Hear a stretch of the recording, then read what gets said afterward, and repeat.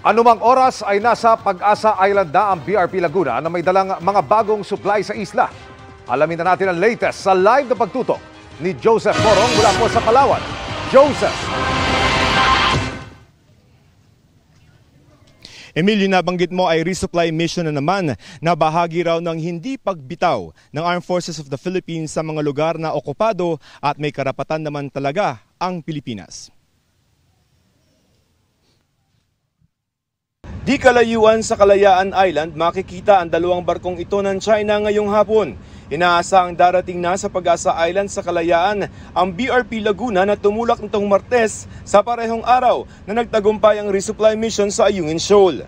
3 araw itong naglayag ng lampas 500 kilometro mula sa Palawan, lulan ang mga sundalong magpapalitan ng duty. Bukod sa mga sundalong nakadestino sa mga lugar na okupado ng Pilipinas, may mga residente tulad sa Pag-asa Island na umaasa sa mga resupply mission ng AFP. Sa mga isla't bahura sa West Philippine Sea, tanging sa Kalayaan Island kung saan may 200 residente, may mga pasilidad ang Pilipinas.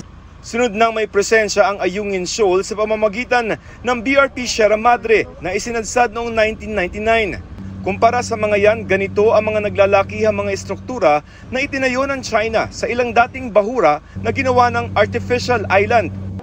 Kaya mahalaga ang mga resupply missions sa 7 islets, isang shoal at isang reef sa West Philippine Sea. Ang ilan sa mga ito sobrang liit kaya kahit tubig kailangang i-deliver. Ang importante kasi ay malagyan natin ng presensya yung mga islands na ito. Pero dahil kulang ang mga barko, hindi kayang pagsabay-sabayin ang mga resupply mission. Pinahihirapan pa ito ng mga panghaharas ng China tulad ng pambobomba ng water cannon noong August 5 at ang mga radio challenge noong August 22. Pero sa kabila ng mga banta, hindi raw titigil ang AFP sa pagbabantay sa Islat Bahura at resupply mission.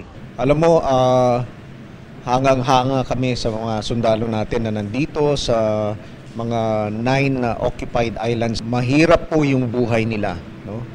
At mapanganib din ang mga ginagawa ng ating mga sundalo at ng ating mga Coast Guard na nagdadala ng mga supplies. At hindi pakakawalan ng Pilipinas ang mga lugar na sakop nito. Meron po tayong exclusive economic zone. At dapat ay ang mga Pilipino, lalong-lalo na yung ating mga fisher folks, ay dapat malaya na pumunta dito upang mangisda.